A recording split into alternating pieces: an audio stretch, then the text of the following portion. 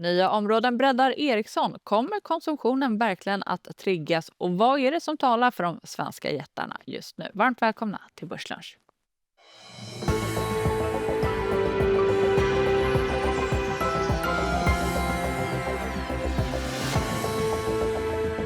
Stockholmsbörsen lyser rött. Det är tisdag den 17 februari och det är ingen mindre än Pia Nilssons P.O. Nilsson som sitter bredvid mig. Varmt välkommen. Tack, trevligt att vara här. Riktigt kul att ha dig här. Jag är väldigt nyfiken. Du förvaltar ju bland annat hedgefonden Pia Nilsson Idea. Och i den här stökiga marknaden, vad kortar man då? Ja, det kan man undra ibland. Man borde kanske korta att vissa saker som vi knär mycket, men vi har valt egentligen att vara rätt försiktiga när det gäller blankningar och försöka koncentrera oss med de långa innehaven i bolag som vi känner oss väldigt trygga med, som står för stabilitet, som vi bedömer kanske inte är utsatta för sådana jättestora kursrörelser. Och så skyddar vi portföljen med lite köpta säljoptioner och några enstaka blankningar. Men vi håller oss rätt lugna och drar hellre ner totala nettoexponering något snarare än att dra upp en bruttoexponering när det rör sig så här pass mycket. Så lite torrt krut i kassan? Ja, absolut. Jo, men vi vet ju inte riktigt hur marknaden rör sig. Nu har vi haft en bra start på året, men normalt sett så efter rapportperioden så är det inte otänkbart att man kan få en liten svagare period igen. Men ni investerar ju i nordiska bolag. Där ser vi ju på totalen att det skiljer sig väldigt mycket beroende på vilket land man är inne i. Hur resonerar du där? Vi tittar inte så mycket på länder sinsemellan, utan vi försöker hitta bolag då som vi tror är bra att investera i både kort och lång sikt. Så att det är mer det som valet vi gör. Så att vi är mer inriktade på stora bolag än mindre bolag i idé för att ha en likviditetsmöjlighet och så att snabbt kunna ändra vår netto- och bruttoexponering. Vi har ju fått en del rörelser på börsen idag. Vi ser rejäla rapportfall. Framförallt kanske i mindre bolag, men jag vill nämna molnkommunikationsbolaget Sinch som faller 16% efter ett justerat EBITDA-resultat som var under förväntan. Framåt förväntar sig bolaget att omsättningstillväxten kommer att dämpas under första kvartalet 2026 och Truecaller rasar närmare 20%. Man redovisar ju ett utfall för fjärde kvartalet i linje med de preliminära siffror som släpptes i januari och G5 Entertainment ser just nu ut att ha sin sämsta dag någonsin. 30% av börsvärdet raderas. Det är väldigt stora rörelser. Ja, det är väldigt stora rörelser på egentligen, som du sa, en ganska liten avvikelse om man bara tittar på enskilda kvartalet och kanske också då framåtblicken. Utan det är att många är oroliga, i till exempel i Truecallers fall, om hela deras affärsidé är lite förlegad på så sätt att det finns rätt lätt idag att hitta andra bolag som ska kunna komma med en sån här motsvarande verifieringslösningar. Inte minst då Vonage till exempel som Ericsson äger. Så att det finns anledning till viss skepticism, det gör det. Och telekombolaget Ericsson, det är ju ett av era största innehav. Ska vi se det som att det här är ett nytt försvarsbolag, en ny försvarsvinnare? Nej, jag tror inte man ska gå så långt att Ericsson har ju varit inne i försvarsverksamhet tidigare, men det sålde man faktiskt av till Saab en gång i tiden. Och man har egentligen inte riktigt vågat ta ställning när det gäller den här försvarsfrågan och om hur mycket man ska satsa på den. Det är väl egentligen faktiskt första gången nu i senaste rapporten som börjar nämna försvar som en möjlig och kanske också då på sikt en betydande område eller kunder för Ericsson. Och de har ju startat bland annat det här Ericsson Federal i USA en tid tillbaka för att just att man ser en stor efterfrågepotential här. Och vi kan prata mycket om det här med försvar, men det är, vad det innebär för Ericsson, det är ju det att man har ju dem genom 5G-tekniken, inte den här 4,5 som egentligen då, som man använder i mångt och mycket. Men om man tittar på 5G standalone, som är alltså den äkta 5G, så kan man använda den på väldigt många bra sätt inom försvaret och inte minst att upptäcka drönare. Så att radiodelen, man kan se det som en radar.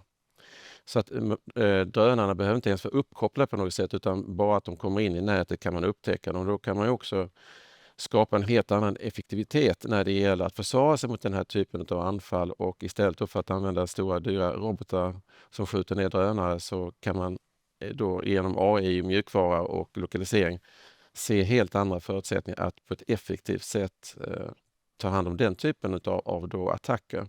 Så att Ericssons kompetens kommer att behövas i den här typen av nya krigsföringen med mycket drönare och mycket snabbare omflyttningar.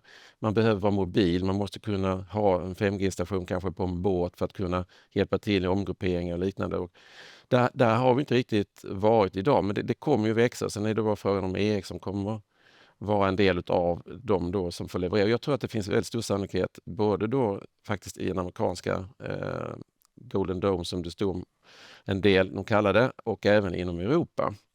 Så det här kommer ju satsas pengar, och det som jag tycker är intressant för Ericssons del när det gäller just försvarsbiten, det är att det här är egentligen beslut som har tagits att man ska öka investeringar inom försvaret.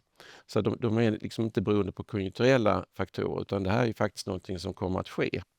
Och sen kommer ju allting sånt här ske i små skala i början, men det kommer växa, och i takt med att det växer så ökar ju också förutsättningarna för att de säljer andra produkter, inte bara då radiodelen. Nej, men för jag tycker att det är lite spännande, för om man ser senaste åren så har det ju verkligen varit en guldålder för försvarsbolag. Så på så sätt kan man ju också tänka att det är lite opportunistiskt av Ericsson att gå in i den här delen just nu. Ja, jag tror att de ser en ordentlig öppning i det här området och en kompetens som är unik. Så att jag tror att det är opportunistiskt, men jag tror att nu vågar man lite mer tydligt satsa på det än vad man gjort tidigare, och vilket jag tror kommer definitivt gynna Ericsson framgent. Sen har vi ju andra områden också. Exakt, det var det jag skulle fråga om. För till exempel så har det kommit uppgifter här i dagen om att EU-kommissionen föreslår att europeiska aktörer ska fasa ut kinesisk mobilnätsutrustning. Tänker kanske framförallt på Huawei. Vad innebär det här för Ericsson? Nu vet vi, nu är det inte riktigt beslutat om det här kommer att ske, men jag är inte... Det kan mycket väl bli så. I synnerhet är det väl Tyskland då, som har Huawei en hel del av i sina nät, och där skulle man kunna se då både Nokia och Ericsson som alternativa investerare. Sen hur snabbt det här sker, om det sker, den tycker jag är lite svårare, för det här är ingenting som är 100% klart. Till skillnad då från försvarsdelen, som jag tycker känns mer förankrad på riktigt. Och att jag ser inte så många analytiker eller ens någon som egentligen lägger in någon större uppgång i försäljningen på grund av den här typen av då, nya marknader. Men det beror ju säkerligen också på att det är en bit bort i tiden. Men tiden går fort, och snart är vi inne i 27-28. Och sen då är det en annan bit som jag tycker också är rätt intressant för Ericsson, som jag inte heller ser i folks prognoser nu. Det är det att vi kommer att byta ut hela järnvägssystemets kommunikation från 2G till 5G. Och det testar vi redan nu i Sverige på korta sträckor. Och det ska testas fram till 2027. Och sen ska det här rullas ut. Och detta är också ett liksom politiskt beslutat sak som ska göras. Och det är inte bara eventuellt, utan det kommer de facto ske.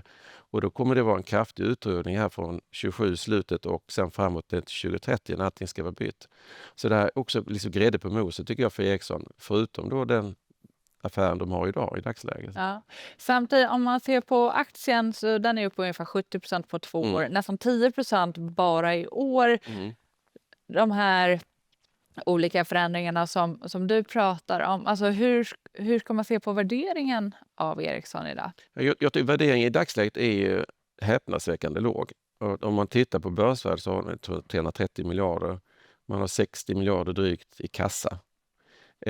Det värderas på EV/EBIT-multiplar på 8 och strax under 8. Om man tittar på analytikernas prognoser idag, och då räknar man ändå med lite fallande vinster. Man räknar inte in någonting ytterligare.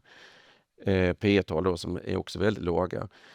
Och nu börjar man ju då köpa tillbaka aktier. Man la förslag om att köpa tillbaka 15 miljarder. Vilket ju i sig är EPS-höjande. Och det tror jag nog ligger till en viss del i folks estimat i och för sig. Och sen en utdelning på detta. Så att om man nu då fortsätter med den här fina kostnadskontrollen man har, och att då cloud ses SS-delen fortsätter också visa sådana fina marginaler som man nu ändå har sett en trend, så är det här ett väldigt undervärderat bolag. Om man tittar på, om man nu ska hitta några bra peers, men där finns en ordentlig uppsida. Och skulle något av det här börja bli liksom någon form av förväntansbild att det blir en mera mot försvar till exempel, då tror jag att det kommer ske en omvärdering. Man kommer helt tiden få en P-talsexpansion. Om man å andra sidan ska vara lite gnällig så har man ju aviserat ytterligare ett varsel. Man har också fått kritik för att man liksom inte satsar utan att man snarare drar ner, även om vi ser de här ändå satsningarna som du pratar om. Men vad tänker du om det? Jag tror att Ericsson som är teknikbolag måste fortsätta vara kostnadseffektiva, och jag tycker att de har gjort en väldigt fin förbättring när det gäller kostnadseffektivitet som har lett till mycket bättre kassaflöde nu och bruttomarginaler än vad man haft tidigare. Så man har ju råd att satsa och kommer förhoppningsvis satsa då, inte minst på de delarna vi får ju se det. Vi får återkomma om ett år och utvärdera hur det har gått för Ericsson. I portföljerna så är det också mycket svensk verkstad. Ser du att liksom botten i industricykeln är passerad? Jag skulle tro det för svensk del, absolut. Och nu är det de här bolagen som vi har i vår portfölj kanske inte är jättedirekt korrelerade med svensk BNP bara, utan det är ju väldigt globala bolag, de här stora bolagen, så att de gynnas ju av många andra saker, och framförallt av vissa trender som är väldigt starka just nu med energiomställning. Vi har ju vakuumdelen till exempel inom Atlas, så att det är lite andra drivkrafter. Men som svar på frågan så tror jag absolut att vi ser en botten nu, och det finns ju, vi bedriver i många länder nu en ganska expansiv penningpolitik och finanspolitik som borde kunna gynna konjunkturen, och många verkstadsbolag som är lite mer domestika. Ja, men exakt. För vi ska ju prata om den expansiva penningpolitiken alldeles strax. Men om vi bara stannar kvar vid liksom Atlas Copco, Alfa Laval, hur ser du på liksom deras tillväxtmöjligheter framåt? Nej, jag tror att om man börjar med Alfa Laval så tycker jag att de har fantastiska förutsättningar att växa. Det är ett bolag som har en fantastisk marknadsdominans egentligen på alla sina områden. De har varit väldigt duktiga historiskt på att hitta nya områden där de växer. Nu till exempel skulle man kunna tänka sig att ett nytt stort område handlar ju om det här med att man ska lagra energi under en längre period. Och inte bara i batteri utan en annan typ av teknik. Och där finns det en gigantisk tillväxtmöjlighet. Och så att orderingången som jag tyckte nu de presenterade det här fjärde kvartalet ser väldigt lovande ut för framtiden. Så jag ser egentligen ingenting i Alfa Lavals verksamheter som skulle kunna gå dåligt. Jag tror det kommer att vara stabilt stigande och därmed också motivera en ganska hög värdering, kanske högre än historiskt för dem.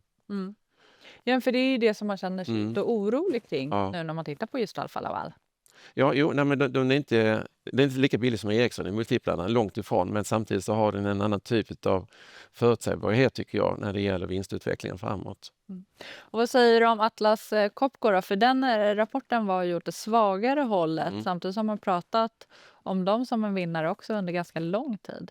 Ja, men de har ju haft en ganska stillastående utveckling nu ett tag, och lite samma sak där. Om nu konjunkturen blir lite bättre så kommer de här delarna säkerligen också då växa som inte har vuxit tidigare speciellt. Och jag tycker även där då så är orderingången ganska lovande ut. Även om många bolag nu som har rapporterat har ju varit ganska försiktiga ändå när det gäller outlooken den närmaste tiden. Utan de flesta säger att det ser ut ungefär som det gör idag. Men vakuumdelen har ju, förutom då kompressorer och de andra delarna, väldigt goda förutsättningar att kunna öka i betydelse i hela den här automatiseringsvärlden, AI-världen och liknande. Det behövs den typen av teknik. Så det... Ja, men och på det, alltså, för då tänker jag egentligen att man borde plocka in ett ABB i mixen. Där liksom, vinner du på hela energiomställningen, du vinner på AI. Vad tänker du om ABB? Jo, men vi har haft ABB och vi har inga ABB idag, vilket är ju synd. De har ju gått upp ytterligare lite mer än vad vi hade trott, ska jag erkänna. Så att när man gör sina missar. Men jag tyckte att det var spännande baserat på det vi pratade om. Ni tar ju en del bets, får man säga. Så sent som för någon dag sedan så gick ni in i Balder. till exempel. Vad är det du ser där? Ja, men fastighetssektorn generellt sett är ganska lågt värderad och i Baldos fall i det här fallet var ju det att det har varit stora rörelser i fastighetsbolagen den senaste tiden. Det har gått lite stötvis och jag tror att det är väldigt mycket, det är inte beroende på rapportperioden i sig, att bolagen har visat dåliga rapporter. Vi kan komma tillbaka till det. Men att det har varit stora flöden i fastighetsaktier. Om det då sedan kommer på grund av småbolagsfonder har haft utflöden eller vad, det kan man ju då fundera på. Men det har varit stora, så de har blivit tekniskt snart tryckta, de här aktierna. Och Balder för några dagar sedan tyckte vi så väldigt nedtryckt ut kortsiktigt i alla fall och har långsiktigt betydligt högre värde än vad de låg då. Så att vi köpte en del då för det och så får vi se hur långsiktiga det blir. Men, så att vi gör både lite kortare affärer ibland och lite längre affärer. Ja, det är spännande. Man får hålla sig på tårna. Frågan är ju KRM. Hur långsiktiga tror du att de är i banksvängen? Ja, jag vet inte. Jag läste rapporter och jag blev väldigt överraskad. Sen kom det i några dagar senare om att de hade gått och gjort det. Jag tror att det var ingenting som egentligen någon hade väntat sig eller tycker är speciellt bra. För att man bara funderar på vad är det som sker nu. Och en del, det dyker upp, det är så dumt för att det kommer.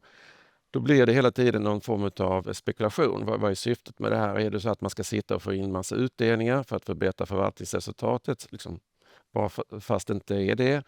Och ta eventuell värdeminskning på en annan rad längre ner. Eller vad det nu är. Och jag hoppas inte att det är det som är tanken. Utan det handlar just om det. Att det är möjligtvis en kapital. Men lika fullt, det väcker mer frågor än vad det gör liksom nytta tror jag. Jag hade hellre sett att pengarna kanske så småningom. Nu kan man inte köpa tillbaka egna aktier under en rapportperiod eller innan då. Utan jag hade hellre sett att man använder pengarna till den typen av värdehöjande åtgärder istället. Ja, det blir spännande att se hur det utvecklar sig. Och något som jag också vill hinna prata om, det är så mycket, är ju... Vi har ju pratat mycket om så här, småbolagens revansch, men vi har också pratat om konsumentens revansch. Jag upplever att du kanske är lite skeptisk till om konsumenten verkligen kommer komma tillbaka just nu. Ja, ibland undrar jag. 25 skulle ju bli konsumenternas comeback och det hände inte. Så nu så är det ju tanken att 26 skulle bli konsumenterna så och vi vet att vi kommer ha vissa saker och ting som hjälper. Räntorna är fortfarande låga. Vi har matmomssänkning på gång. Vi har elskatt ska sjunka och så vidare och lite lägre inkomstskatt. Så att det är bäddat för att saker och ting ska bli lite bättre och det har gått ganska lång tid sedan covid där man köpte saker och ting för att man kunde, inte för att man måste och räntorna var noll. Och det tar sin tid innan det här verkar igenom. Men nu så skulle man kunna se framför sig i alla fall konsumenten börja agera lite grann. Det är mer lite att jag ser att starten på det här året har ju varit tyvärr då ställt negativt och det har ju stått en del i tidningen också om det här med kostnaden för el har ju faktiskt ökat. Och bara som en litet exempel, själv tittade på det där bara och jag hade med lika stor förbrukning i januari i år som i fjol så är kostnaden för oss i vårt med rörlig el ska också då säga var 60% högre. Och februari ser ut att bli exakt detsamma eller till och med högre än så med då samma förbrukning. Så det tar ju bort en rätt stor del i alla fall för en viss grupp av Sverige. Så det har ju startat lite negativt och vi har inte sett effekten av de andra än. Men sen tycker jag nog ändå att saker och ting börjar också visa vissa tecken. Och vi ser ju, om man tittar på bostadsmarknaden, åtminstone här vissa delar av Stockholm, så händer det nu. Det är en annan typ av rörelse. Det sker avslut och med avslut så blir det förflyttningar, det blir renoveringar. Så att jag tycker ändå att det finns positiva tecken. Men det kanske inte är någon bonanza riktigt. Nej, ingen bonanza, men vad betyder det för börsen då? Tror du?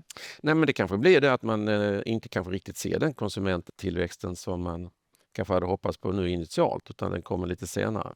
Men jag tror ändå att vi kommer att se bättre utveckling för en del av bolagen, absolut. Och vill du liksom ge dig på någon sektor eller är det lite mer att bolagsspecifikt? Nej, men jag tror att vissa bolag som inom då som gynnas till exempel av en lite mer aktivitet på på bostadsmarknaden. Så det är ju bolag som Besqab och någon gång kanske JM och Bonava också, som jag tycker har lite sämre förutsättningar än kanske Besqab. Eller andra bolag som har med byggrelaterat att göra. Det kan ju vara allting som har Svedbergs Instalco och så vidare som kommer så småningom också. Så att det är lite mindre dåligt. Lite mindre dåligt. Det här programmet var allt annat än dåligt. Det har varit fantastiskt att ha dig här, P.O. Nilsson. Stort tack för det. Tack, för det, jättekul att vara här. Ja, det är alltid roligt att höra dina resonemang. Hoppas att ni också njutit. Vi är tillbaka i morgon bitti igen. 8.55 är det börsfrukost. Men som alltid så finns vi precis när ni vill på efn.se eller i appen. Hoppas ni har en fin dag.